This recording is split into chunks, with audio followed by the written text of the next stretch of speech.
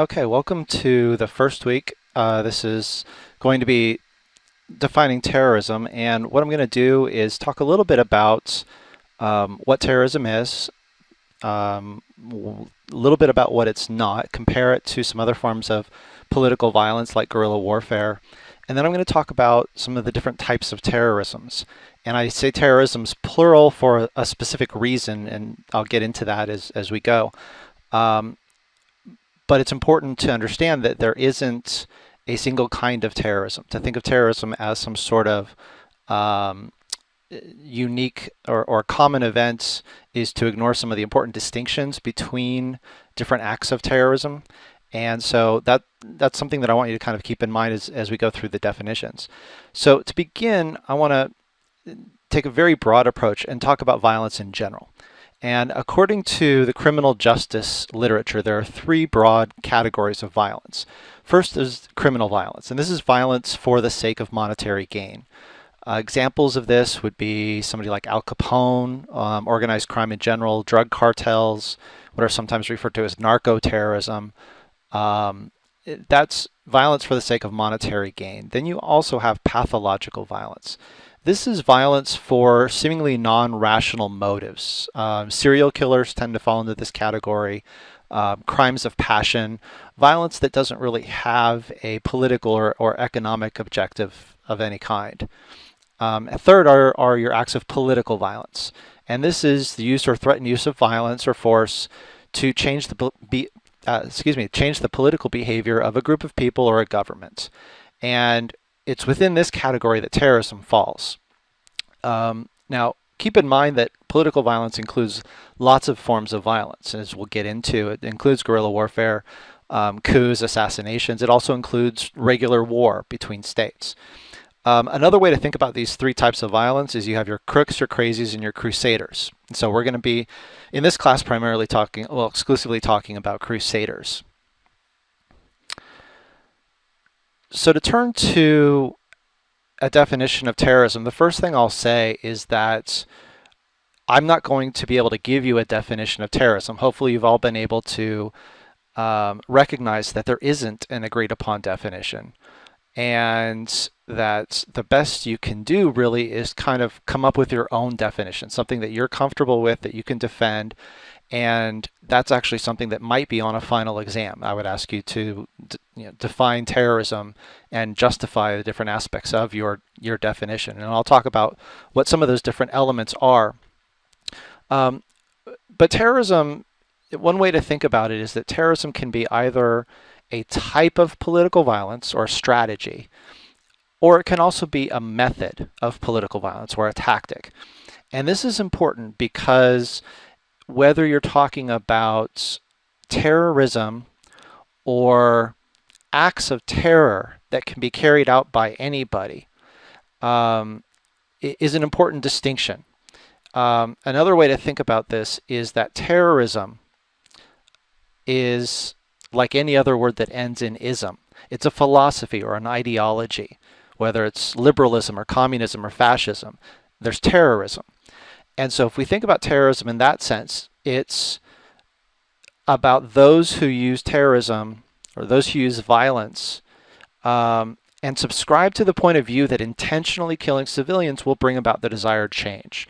That's the philosophy of terrorism. And we'll get into that some more next week when we talk about history, because that philosophy actually does evolve and is voiced by several people in the late 1800s, members of the Russian revolutionary groups or the anarchist groups. And so what this tells us is we need to distinguish between terrorism and terroristic acts. We need to distinguish between the philosophy or the strategy and the tactic.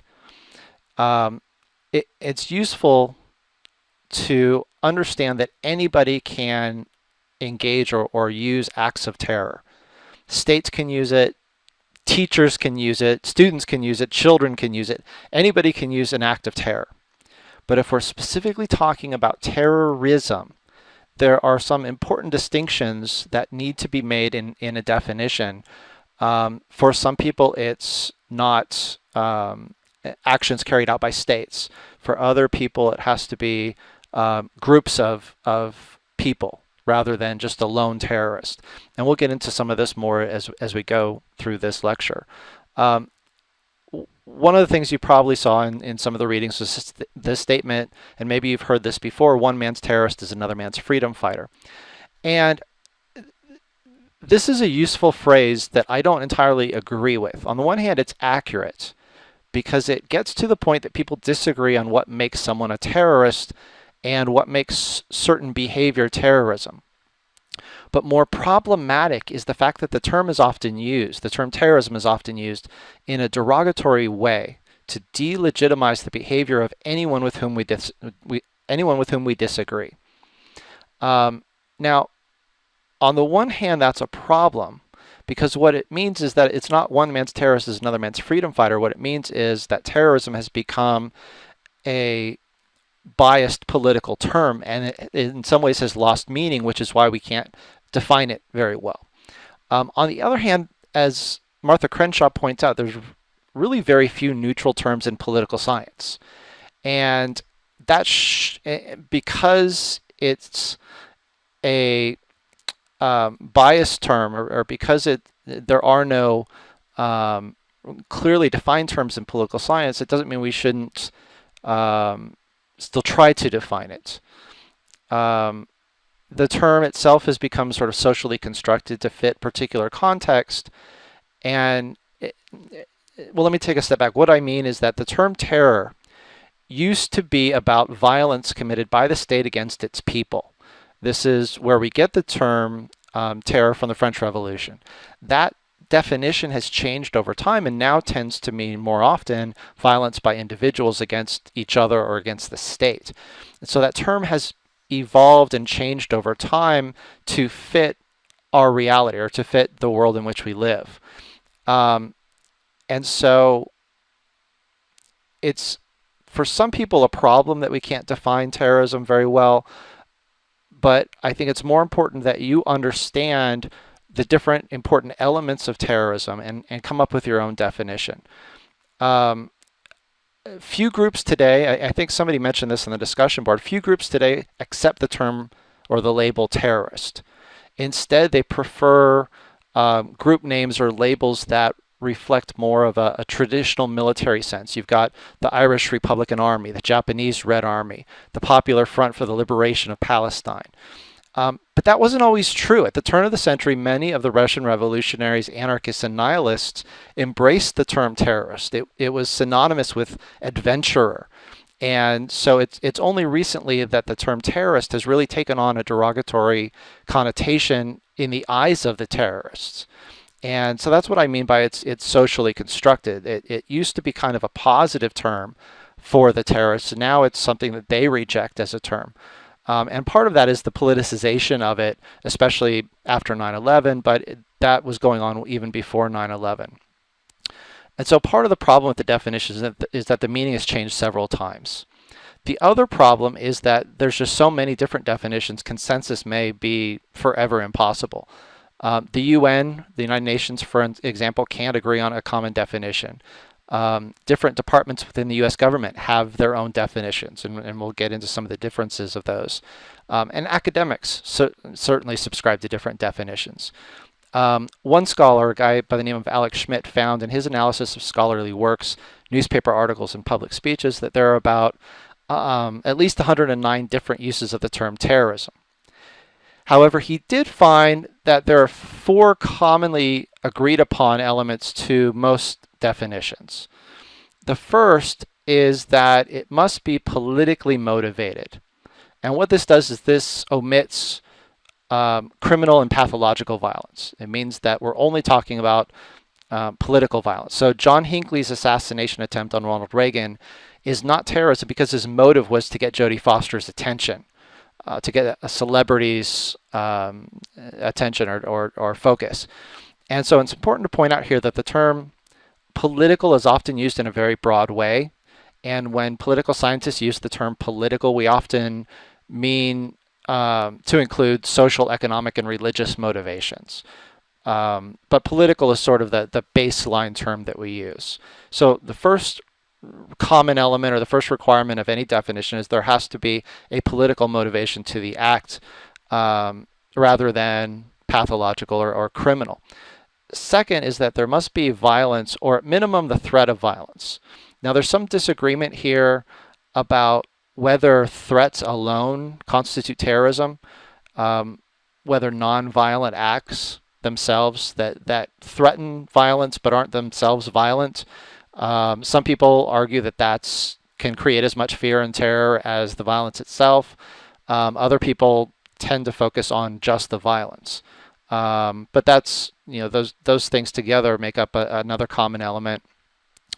It also has to target non-combatants. And again, there's some disagreement here whether that's non-combatants or civilians.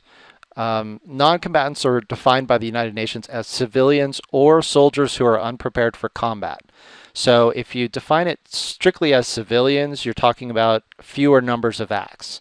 If you define it as against non-combatants, then it includes attacks against civilians, but also attacks against the military where those targets are not prepared for combat. So for example, if you use the term non-combatants, you might describe the 1983 bombing of the Marine barracks in Beirut, Lebanon, as an act of terrorism. If you restrict your definition to civilians, then because that was a military target, it would not be terrorism. So you can see just in that one case how that one little element of the definition, civilians versus non-combatants, can make an important difference in what you classify as terrorism or not. And the fourth thing is that in order for something to be terrorism, it has to be intended to generate fear in a wider audience. And this is that philosophy of terror. It's no accident that the root word of terrorism is terror. And so in order for something to be terrorism, there has to be the intent that it will create fear, that there is a message beyond simply the violence itself, and that in a way, acts of terror are actually forms of communication designed to send a message to that larger audience. So on 9/11, the victims obviously were the people who died in the attacks, as well as the structures that were destroyed in the attacks. But the audience was the U.S. government, the U.S. people. There's a wider audience there that the terrorists were actually trying to communicate to. Now, other definitions of terrorism can include a variety of other components. And I'm not going to go through the whole list here, but some of the maybe more thought-provoking examples include whether attacks against property can be terrorism, or does it actually have to be against people? I already mentioned the issue of non-combatants versus civilians and the issue of threats versus attacks. You've also got the issue of whether terrorism can be carried out by states or not, or does it have to be carried out by a sub-state actor? Can states be terrorists? And then also some people include in their definition that for an attack to be terrorism, it must be premeditated. It has to be part of a larger strategy. It can't just be a random act of violence, even if it's political, even if it fits all the other definitions, unless it was part of a larger strategy. It doesn't get classified as terrorism for some people. Alex Schmidt himself proposed to the United Nations that an appropriate definition of terrorism is that it's the peacetime equivalent of a war crime. And if you think about it, that's actually a pretty accurate description of the types of violence that we're talking about. Things that we would consider war crimes in a war, if you were to do them in peacetime, that is terrorism. Now the problem is that's really hard to quantify. It's really hard to use that definition to point to things and say that's terrorism and that's not. And as some of you have kind of done in the discussion boards, and as you've probably done on your own as you're reading, thinking about certain kinds of acts, whether they fit the definition of terrorism or not. And that's actually a really good exercise when you come up with your own definition to kind of test it. So for example, the Marine barracks in Beirut, Lebanon, was that terrorism or not? A lot of that hinges on whether your definition is about non-combatants or civilians. Somebody, I think, brought up the atomic bomb dropping on Japan. Obviously, depending on whether states can be terrorists or not, and also whether there's a declaration of war or whether it's thought to be peacetime, can determine whether that action is terrorism or not. But even even moving beyond that, not just the atomic bomb, but even the fire bombings of both Germany and Japan by the Allies during World War II. Those were targeting against civilian populations to generate fear. And so those would fit some definitions, but obviously they're carried out by states who have declared war on each other. We go back, even farther. What about the Boston Tea Party? Obviously, in order for that to be terrorism, you would have to include attacks on property as part of your definition. And you would have to argue that there was an intent there to generate fear. 9/11 attacks itself, most people would agree that the attacks on the World Trade Center were terrorism. But what about the attacks on the Pentagon? The Pentagon is the U.S. military headquarters, so is that a military target or is it a civilian target? Now that's tricky because there's both military employees and civilian employees that work at the Pentagon. But in a war, that might be considered a legitimate military target. So why is it terrorism on 9/11? Again, it really just depends on your own definition of terrorism. So to illustrate some of the different definitions being used by government agencies, let's take a look first at the U.S. State Department's definition. And the way the Department of State defines it is that it's premeditated, politically motivated violence perpetrated against non-combatant targets by subnational groups or clandestine agents, usually intended to influence an audience.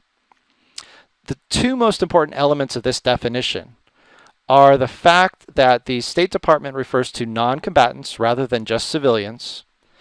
And that's actually been consistent, but in 2003, the State Department's definition of non-combatants changed. I'm not going to get into that now, but that's sort of an important measure that the Department of State uses, non-combatants. And then the second thing is that terrorism can only be used by subnational groups. In other words, states that engage in similar acts are not considered terrorists to our State Department. Now that's interesting because, as we're going to talk about in a couple of weeks when we get to state terror and state-sponsored terrorism, the State Department is the one that puts out the report every year on the states that sponsor terrorism. So in a way, they're supplementing that report that these states sponsor terrorism with their definition, in which states themselves cannot be terrorists. They can sponsor terrorists or terrorism, but they themselves cannot be terrorists. I personally like that distinction, but lots of people do think that states can be terrorists as well. So that's the State Department definition. The FBI definition, and the one that's used by several law enforcement agencies, is slightly different. Unlawful use of force or violence against persons or property to intimidate or coerce a government, the civilian population, or any segment thereof in furtherance of political or social objectives. Now, two things should stand out with this definition. First, that the definition includes the word unlawful to suggest that terrorism should be considered first and foremost a criminal activity. I don't think anyone in the classes in law enforcement, I know we have several fire and emergency and paramedics, but one of the things to keep in mind is that there are no terrorism laws in the United States. There are laws about bomb making, there's laws about supporting terrorist groups, but if you look at the trials that have been conducted against so-called terrorists, there is no terrorism law that is being used to try them. Instead, they're tried for whatever criminal acts they've engaged in. And so that's sort of an important thing to keep in mind. Now, we do have a terrorism enhancement, which means if you've been convicted of a crime and the judge decides that it was terrorism, you can actually go to a harsher prison or a more isolated prison, but it doesn't extend your prison stay at all. And there aren't any actual laws about terrorism. So unlawful is a key element there of the FBI definition. Another key element is that for the FBI and many law enforcement agencies, terrorism is not just committed against people, but also against properties. Now, the FBI doesn't make a distinction between civilians, non-combatants, or military personnel.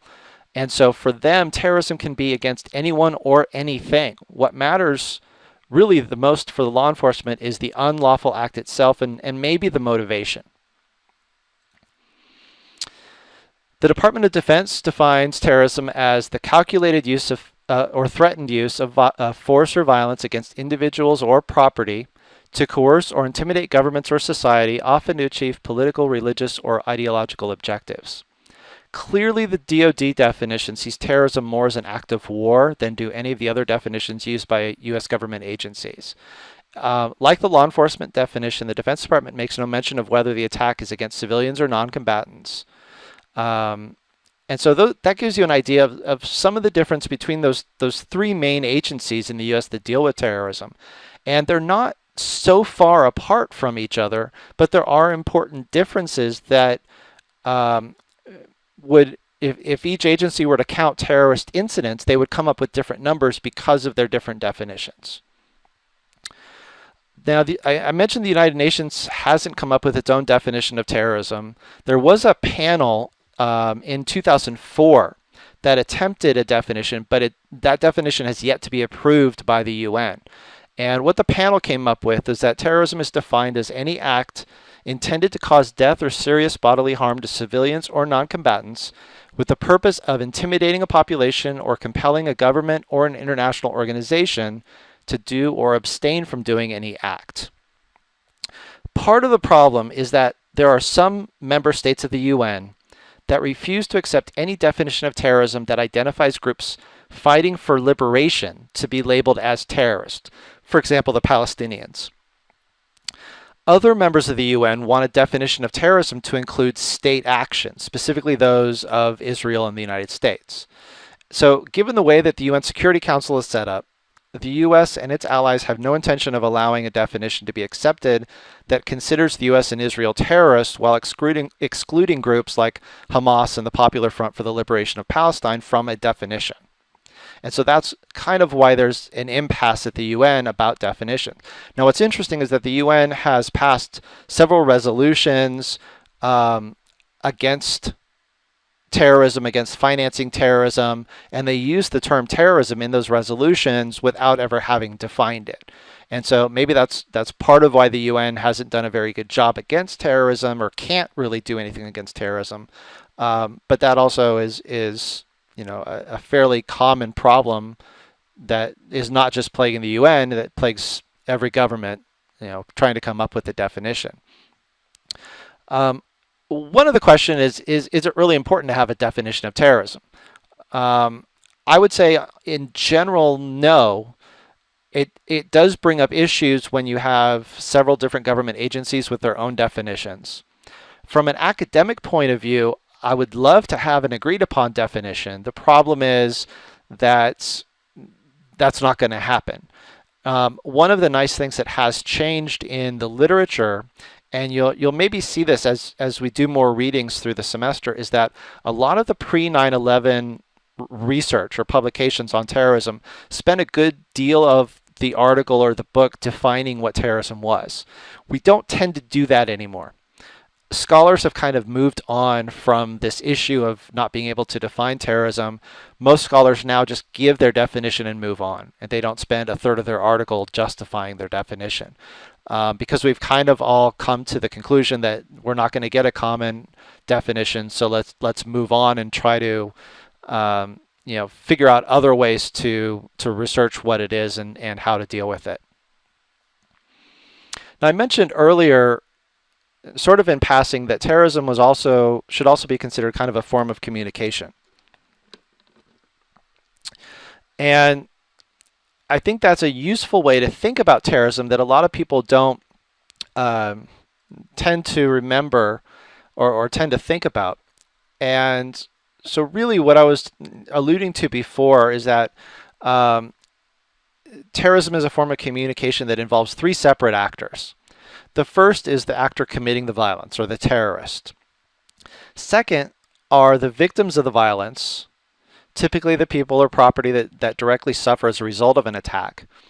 And then third is the target, and that's the wider audience whose behavior the terrorist is trying to influence. So In other words, terrorism is a form of propaganda, what some terrorist philosophers have referred to as propaganda of the deed, whereby terrorists communicate to a target audience not simply through pamphlets or writings, but through violent action. Again, sort of this philosophy of terror. As a result, terrorism becomes a form of communication or even a form of education, educating the masses to what is wrong with society. Now, terrorism, one of the questions that I think I asked was whether the ends justify the means, and I think somebody even brought that up in the discussion board. And where that question comes from is that during the 18th and 19th century, and even early in the 20th century, a lot of terrorism was geared towards overthrowing monarchs and bringing about democracy. And we don't tend to think about terrorism in that way today. Again, how terrorism occurs and how we think about it has evolved over time. Today we tend to think about it as a threat to democracy. And so, again, the question, do the ends justify the means? If there's a group that is pro-democratic against a dictatorship or a communist state, is that somehow less terrorism because the ends justify the means or because we agree with it? Or is it still terrorism, we just happen to agree with it? That's another important element that you should be thinking about as you're working on your definition of terrorism. Now, several of you brought up the Murari article, and I wanted to just go through this real quick, just kind of summarize what basically his argument to distinguish different forms of political violence. And again, what he says is that if you look at the initiator, the terrorist, and the target, whether it's carried out by a state or a citizen, and whether the target is a state or a citizen, is a big part of what determines whether it's terrorism. And so for Murari, the only thing that really qualifies as terrorism is violence committed by citizens against the state. In some ways, I like this distinction that he uses. The problem is that it ignores situations of violence by citizens against each other, which does include ethnic cleansing and genocide and civil war, but I would argue terrorism can fall into that category as well. Now, again, I don't particularly see states as terrorists, so I like his sort of top row up there. With state terror in that top right corner, I'm comfortable with that, using the term terror as opposed to terrorism. But I guess one of the things that I want to point out here is that even if you accept Murari's arguments here and you like these sort of four quadrants, it still only gets us so far, because it simply means that there's still several forms of political violence that are alike in that they involve violence against the state by citizens. And so if you look in that bottom left corner there, we can typically identify assassinations and riots and coups. Those are easy enough to define and observe. The trick really is still distinguishing terrorism from guerrilla warfare. And so I want to spend a little bit of time trying to make a distinction there. And again, this goes back to the comment, one man's terrorist is another man's freedom fighter. And part of the reason I don't like that phrase and don't agree with that phrase is that there are, in fact, ways to distinguish between the two paths. And that identifying what terrorism is not may help us get a little bit farther down the road in understanding what it is. And so first, let's look at some of the similarities between terrorism and guerrilla warfare. And first of all, they are both forms of political violence. They both have political motivations. They both involve the use or the threat of violence. And they typically are both carried out by organized groups. And not only the group itself is organized, but there's often the existence of political parties or movements, semi-legal or underground, providing assistance to the terrorists or the guerrillas. And in fact, in both cases, they generally arise out of frustration at failed attempts to make peaceful change. And we'll go into some specific examples of that as we go through the semester. But that's kind of where the similarities stop. There are some really important distinctions or differences between the two. For one thing, guerrillas tend to target the military and the police, or the government as a whole. Terrorists intentionally target civilians, whether it's businesses or religious institutions, or private citizens. That's an important distinction between the two. A second difference has to do with the tactics that they use. Guerrillas tend to use hit and run military tactics. Terrorists tend to use more unconventional tactics, things like suicide bombings, kidnappings. So guerrillas are more like what maybe the colonists did during the Revolutionary War against the British. We weren't blowing up buildings. We weren't setting fire to barns or anything like that, but they were using hit and run tactics. They were sniping from bushes and then running away. That's more in the area of guerrilla warfare than terrorism. Guerrillas typically are supported by a significant percentage of the population, while terrorists may claim large support or even believe that they represent a large percentage of the population, but they often represent a very small minority, at least a very small minority that agrees with the use of violence. Guerrillas need civilians to survive. They provide food and shelter, and so injuring them or targeting them is counterproductive to their goal. While those who subscribe to the philosophy of terrorism see civilians as a means to an end, injuring them is not only acceptable, but is often necessary in order to instill fear in that larger population and force it to change. Guerrillas generally will obey the rules of war, while terrorists tend to ignore them. For example, taking civilian hostages, abusing and murdering captured officers, failing to recognize neutral states, attacking embassies and diplomatic installations. All of these are things that terrorists do that guerrillas generally don't do. And then a final important distinction is that guerrillas tend to wear some kind of uniform, or at least some type of identifying marker like a scarf or a bandana, while terrorists prefer to melt into the population and remain hidden. Terrorists will sometimes take steps to try to make themselves look like legitimate guerrillas. So they'll adopt legitimate sounding names for their group, like Liberation Tigers of Tamil Alam or the Revolutionary Armed Forces of Colombia. And they'll also often demand to be treated like soldiers once they're captured. And yet they rarely give the same treatment to anybody that they capture.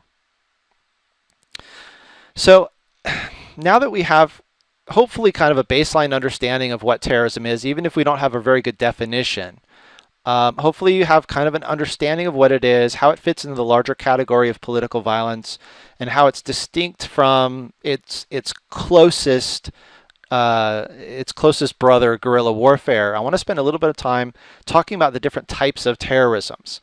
And again, I use the plural term terrorisms to suggest that there's not a single form of terrorism, but rather multiple forms.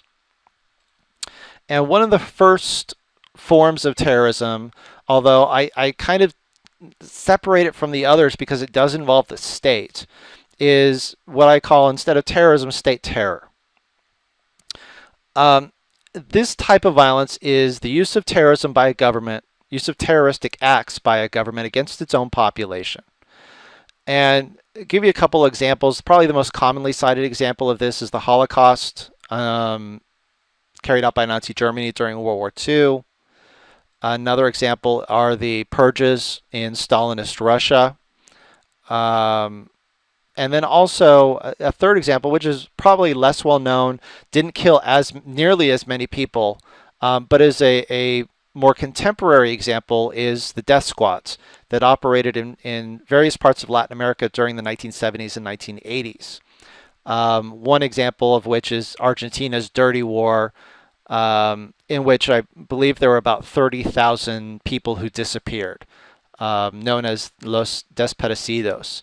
And many of them were taken away in the night, sent to camps in the middle of the country, and never heard from again. It's important to understand that in order for something to be state terror, it requires a systematic use of terrorism by a state against its own population. And so rogue police officers using too much violence against somebody is not an example of state terror, just because that person happens to be an officer of the state. Likewise, violence by a state against the citizens of another country, such as during war, doesn't exactly qualify as state terror. It's warfare. Now, it could be unjust war or war crime, but not everything that's bad is terrorism. And so we do need to make the distinction between what is terrorism, what is not, what is a terroristic act, and what is not. Again, my personal preference is to treat even state terror as a little bit separate from terrorism. That doesn't mean that the state is always good or right, just that when the state uses violence against its own population, it's something other than terrorism.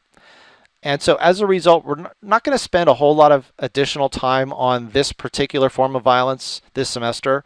It will come up during week 2 next week when we talk about the French Revolution and how the definition has changed. But as far as state terror is concerned, it's not really going to be a part of the course.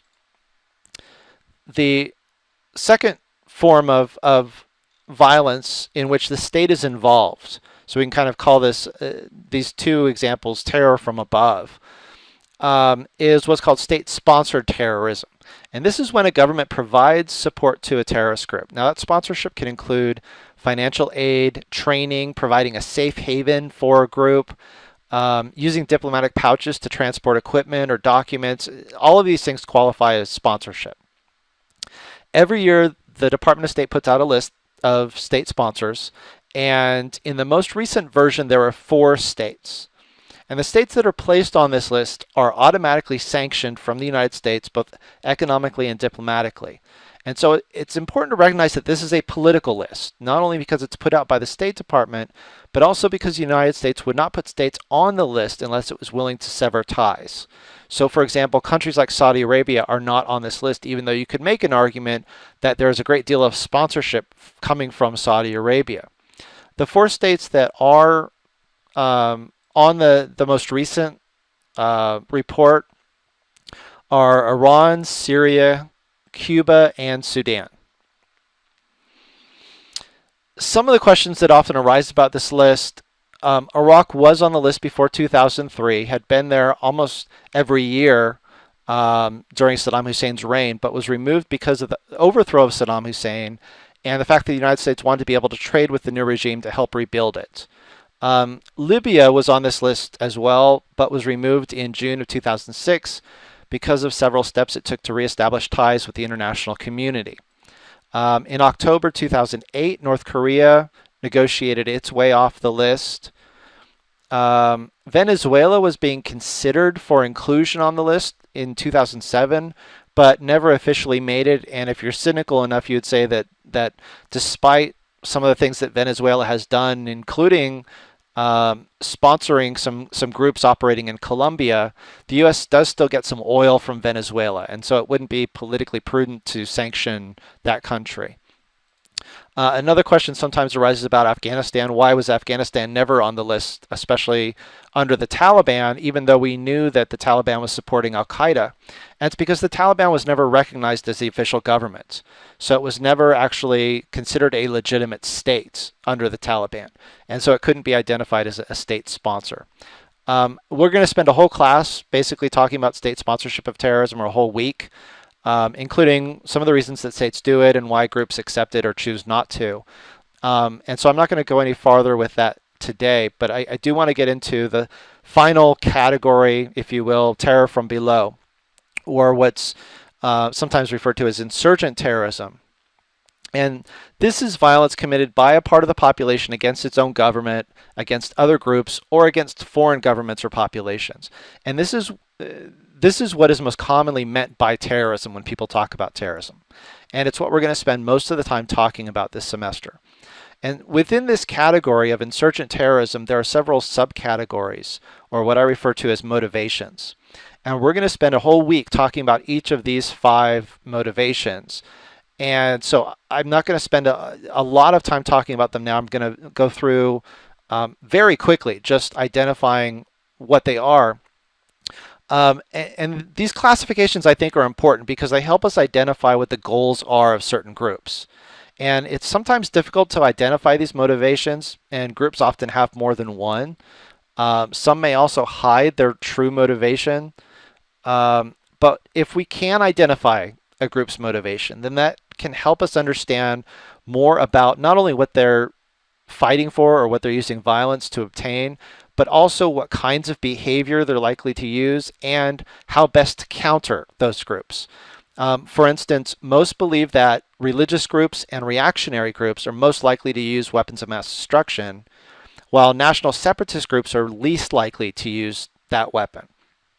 Similarly, religious and national separatist groups have used suicide bombings in the past, whereas revolutionary and reactionary groups have been so far unwilling to use that tactic. So it's not easy or perfect to identify these motivations, but it is still useful to talk about them. And so I'm going to go through each of these fairly quickly again, without going into too much detail, because we'll have plenty of time to do that when we talk about each of these categories for a whole week. National separatist groups are groups that seek independence or autonomy and are willing to use violence to achieve it.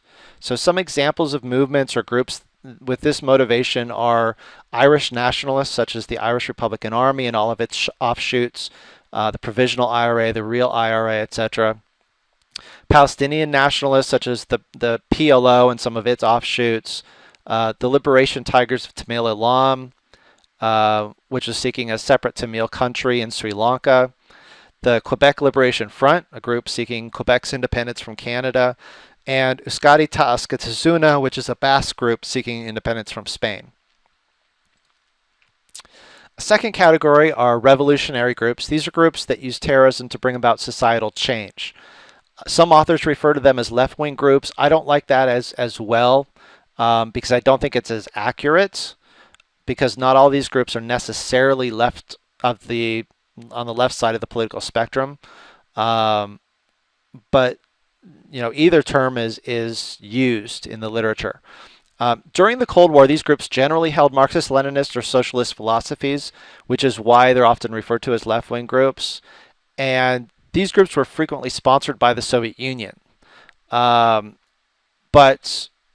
that's not as true today, and there are a number of different kinds of revolutionary groups that don't necessarily fit that description.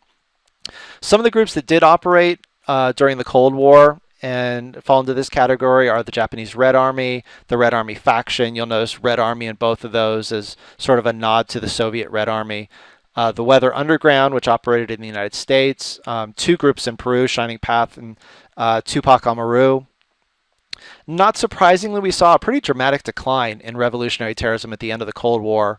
But there are some revolutionary groups that do still exist. FARC in Colombia, the Revolutionary People's Liberation Front in Turkey, the Mujahideen-e-Khalq, which is actually a quasi-pro-democratic movement targeting Iran. And so we do see these groups today. They're just not as prevalent as they used to be. There are also groups that, whereas revolutionary groups are trying to bring about social change or societal change, reactionary groups are groups that want to keep things the way they are, or even put things back the way they used to be, or the way they're perceived to have been. In other words, they're willing to use violence to prevent change. Likewise, these are sometimes referred to as right-wing groups, but again, I don't like that term as well. There's actually two categories of reactionary groups. The first are the patriot or militia groups. Groups like the Montana Freemen or the Michigan Militia. These are groups that generally target the government, blaming it or foreign influences on the government for their troubles. Timothy McVeigh, there in the bottom right corner, the person responsible for the Oklahoma City bombing, subscribed to these groups' beliefs, even though he was not known to be a formal member. After the Oklahoma City bombing, these groups dramatically declined, almost overnight, but they have started to grow again recently. The other type of reactionary group are the hate groups.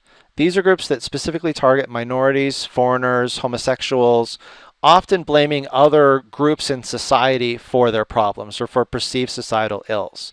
Examples include the Ku Klux Klan, which is sort of defunct now as an organization, but there are still clan groups around.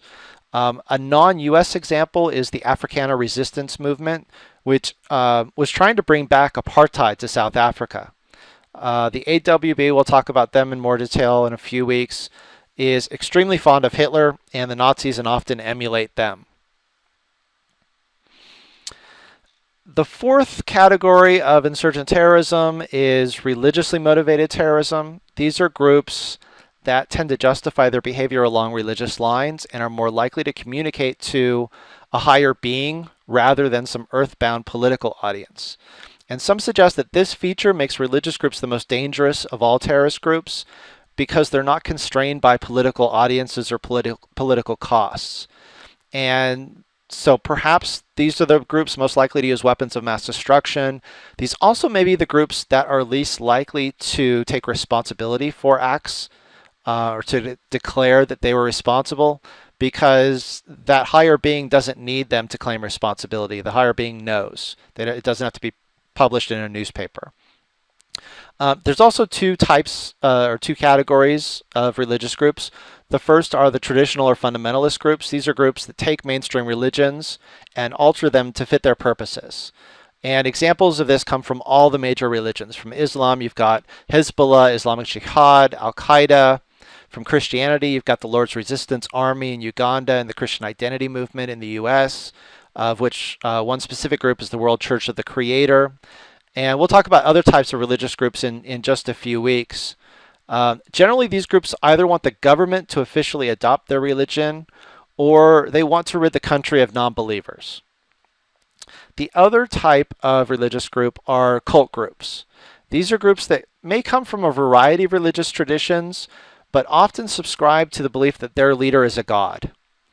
They often have very apocalyptic views of the future and believe that their acts of terrorism can help bring about the end of the world, thus ensuring their place in the afterlife. Two sort of well-known groups that fall into this category: Aum Shinrikyo, which was the group that used sarin gas on the Tokyo subway. The Russianishi cult was a group that was active in Oregon and actually poisoned several people by putting salmonella on salad bars at several restaurants. We'll talk about these groups more in a few weeks. The last category of terrorism is single issue or special interest terrorism. And these are groups that primarily focus on a particular cause, such as environmental rights or animal rights or anti-abortion. These are groups that are harder to define as terrorists, especially in the case of animal rights groups and environmental rights groups, if you don't include attacks against property, because there have been very few attacks that even involved civilians, much less targeted civilians. Yet prior to 9/11, the FBI described one of these groups, the Earth Liberation Front, or ELF, as the most dangerous domestic terrorist group in the U.S. And that was not because of fatalities, but because of the amount of destruction it had caused, as well as the difficulty in capturing any of its members. Other examples of single-issue groups include Animal Liberation Front, the Animal Resistance Movement, both fighting for animal rights. In the pro-life category, you've got groups like Army of God, Missionaries to the Unborn. These groups have targeted civilians, specifically abortion providers, doctors, nurses, as well as the clinics themselves, in some cases even including patients. And so, we can maybe kind of distinguish these pro-life groups from the animal rights and environmental rights groups in that respect. But these groups are often lumped together into this one category because they don't fit very well in any of the others. The anti-nuclear movement in the 1980s would also probably fit into this category to some extent. Okay, so that brings us to the end of the first lecture, and I hope it was easy enough to follow and that the video and audio works well enough. Please let me know if you have any difficulty with either, or if you don't think it's useful to have this lecture.